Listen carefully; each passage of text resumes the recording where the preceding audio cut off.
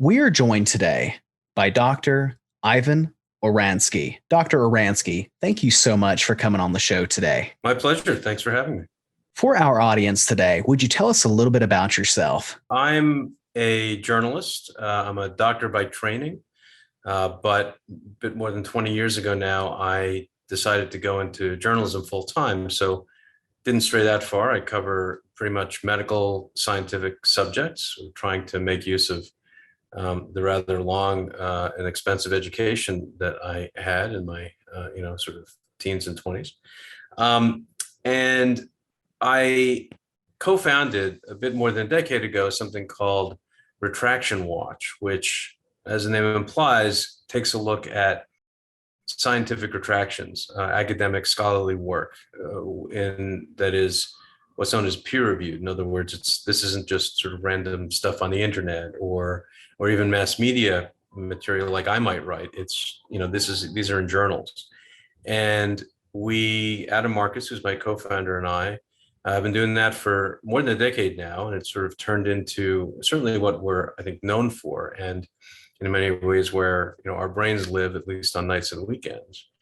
And sort of along the way, I've had a number of roles at other places. Right now, I'm the editor-in-chief of Spectrum, which is a website for autism researchers about scientific research about autism, and I also teach journalism, medical journalism, at NYU. And now let's talk about the subject that's the very premise for this episode, and that is the Olmecs. While researching this episode, I came across an article written by you, which was titled "Journal Retracts Paper Claiming That Group of Indigenous Americans Were Black Africans." And so I'd like to ask, when and how did this retraction catch your attention? We learned about this retraction the way we learn about, it's not uncommon anyway, maybe not most retractions, and that was that someone tweeted about it. Somebody tagged us into a Twitter thread and said, "Hey, you should know about this." We looked at it and it looked pretty interesting. I mean, there are now more than 2,000 retractions a year, and not all of them are that interesting. And we have to make choices about which ones to cover anyway. This one looked pretty interesting.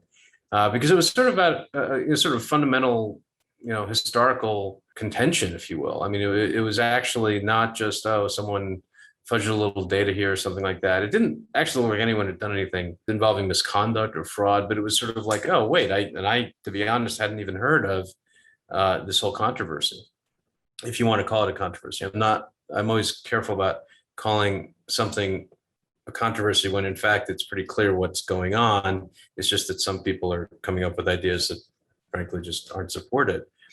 So I looked at it, I thought, oh, this is interesting. And I saw in this Twitter thread a link to a pretty, I thought, devastating critique of the original paper, which we always like to see because it helps us to understand the context. And so basically, it looked to us, and again, we're not historians, we're not experts in really anything except maybe retractions.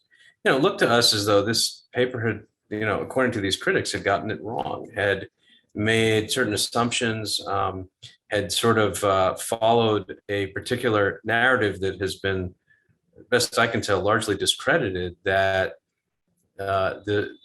this group of people known as the Olmecs were not. Their culture had actually been sort of, given to them, all of their traditions and what have you, by a group of Africans who had come to, what we now call America. This is, hundreds, thousands of years before, frankly, the slave trade. In other words, that's, where, of course, the incredibly large and tragic migration came from, but this was before that. And so the idea was that this culture was really a Black African culture. And it's based on some, what look like misinterpretations, if I'm being sort of generous, that I think, an historian or an anthropologist, someone, an expert in that, a scholar in that, would be much better placed to explain than I can. But essentially, based on some very thin evidence that if you look at some of the statues of this particular, of the Olmecs, they bear, I would say more than a passing resemblance, the facial features to what you would expect from, African, immigrants, migrants to North America.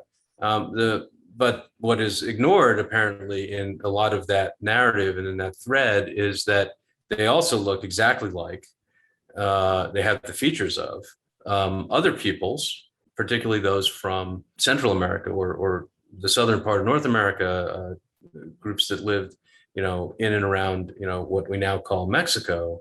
And so the point is there are other explanations that are parsimonious, right? So other explanations for what these particular historians, these scholars were claiming, that were being ignored. And in scholarship, certainly, particularly in history, as I'm sure your viewers know, it's not that we know X, Y, or Z are absolutely true.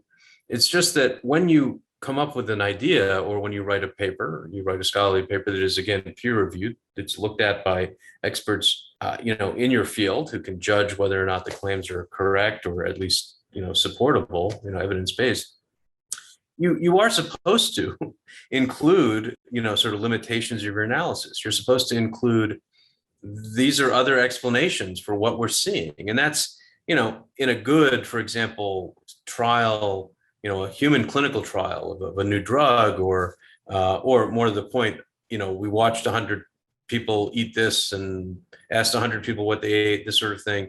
There are other explanations for why people who eat broccoli tend to be healthier, other than maybe something in broccoli. It could be that those people also maybe are less likely to smoke, or maybe they exercise more, or whatever else, right? And so there are other explanations that you're kind of obligated, at least if you want to be a good scholar, to include, and those were not included. And then the paper then made a sort of recommendation that this particular narrative be taught in schools, which is, I think, where this captured a lot more attention among historians and social studies researchers.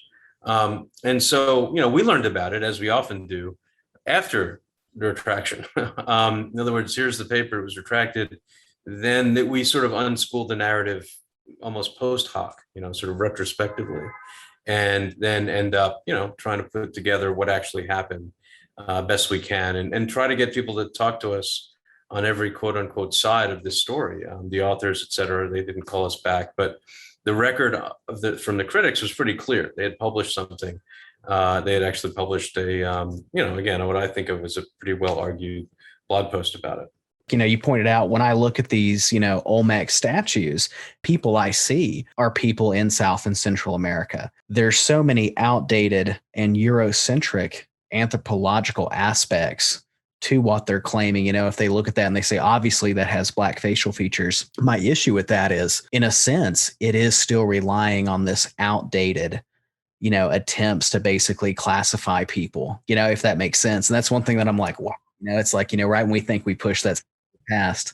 There's also this, I think there's I don't want to get too far ahead of the evidence here, but one other aspect of this that I think is at least worth considering is the notion of what we refer to as confirmation bias, or motivated reasoning, right? So you sort of tend to see things the way and interpret sort of events and reasons for events according to your own experience and according to your own biases. And people, I think, and this is something I had to learn as I was doing, getting to know the world that we cover in terms of retraction watch. The word bias, when in common usage, is pretty negative, right? Like you're biased, you are biased against, this group of people, or you're biased against, something in the world.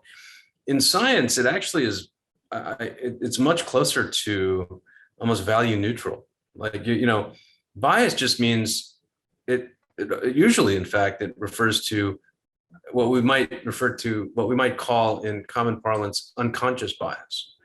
Now, those have negative effects, absolutely, but there isn't an intentionality. There isn't an assumption that it is because someone intended to be biased. It is just that, methods can be biased. Methods aren't even people. And so, again, it could be an historical method. It could be a lab test. tests are biased. When you talk about false positives, false negatives, those are examples of biases, which again should be taken into account. It doesn't mean that you shouldn't use the test. It doesn't mean you shouldn't do this kind of analysis. You should take into account what else could be explaining what I'm looking at. When you think about confirmation bias, think about bias in general. I often think about a quote from Richard Feynman, right?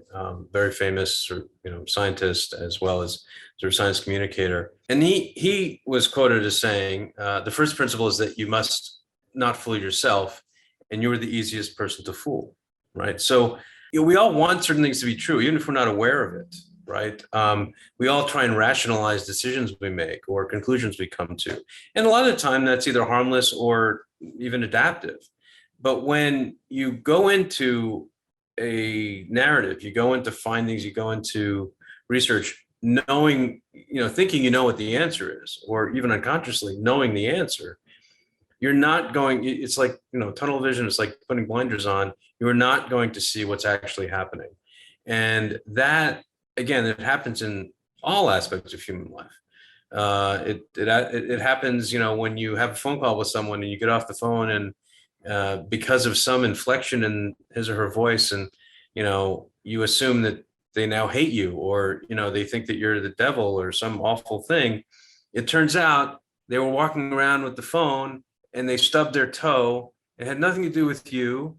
And they were a little annoyed because they'd stubbed their toe, and they probably sounded a little, frankly pissed off.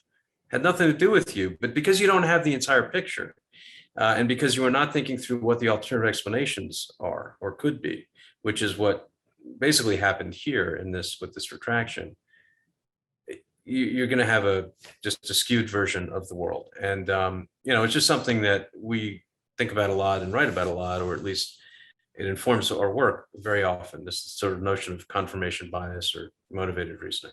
To my subscribers, don't forget, check out the links in the video description below. It's going to take you to all of the awesome work that Dr. Oransky is doing, including the website Retraction Watch, so you can really dive in, take a look around, and really explore this fascinating and obscure area of study. Dr. Oransky, thank you so much for coming on the show today. My pleasure, Nick. I'm always happy to talk about retractions.